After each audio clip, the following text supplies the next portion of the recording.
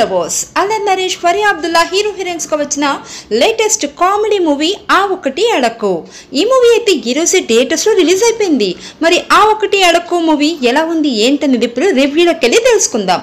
ఇక ముందుగా ఈ మూవీ స్టోరీ లైన్ విషయానికి వచ్చేస్తే మూవీలో మన హీరో అల్లరి నరేష్ అయితే గణపతి అనే క్యారెక్టర్ లో ఒక గవర్నమెంట్ జాబ్ చేస్తూ ఉంటాడు.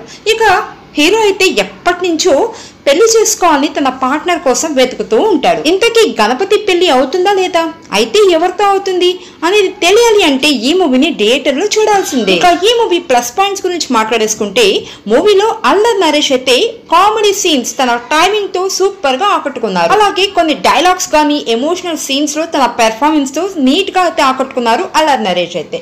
ఇక నటి ఫరియా అబ్దుల్లా ఈ సినిమాలో తన రోల్ లో చాలా ఇంప్రెస్ చేశారు.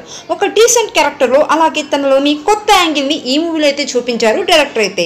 ఇక అలాగే అల్లరి నరేష్ ఫరియా అబ్దుల్లా మధ్య వచ్చే సీన్స్ అయితే సూపర్ గా ఉంటాయి. ఇక అలాగే మూవీలో అల్లరి నరేష్ ఫరియా అబ్దుల్లా మధ్య వచ్చే సీన్స్ అయితే సూపర్ గా ఉంటాయి.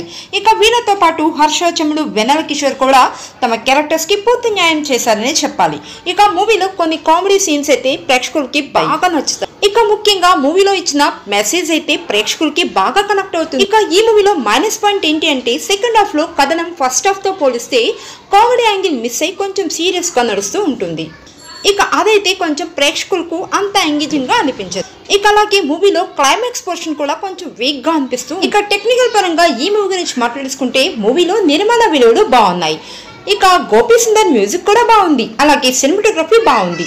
చోటకి ప్రసాద్ ఎడిటింగ్ కూడా పర్వాలేదు. ఇక మొత్తంగా చూసుకున్నట్లయితే ఆ ఒకటి అడక్కు అంటూ వచ్చిన ఈ మూవీలో అల్లరి నరేష్ అలాగే ఫరియా అబ్దుల్లా వీళ్ళిద్దరి మధ్య వచ్చే సీన్స్ కూడా చాలా బాగా ఆకట్టుకుంటాయి.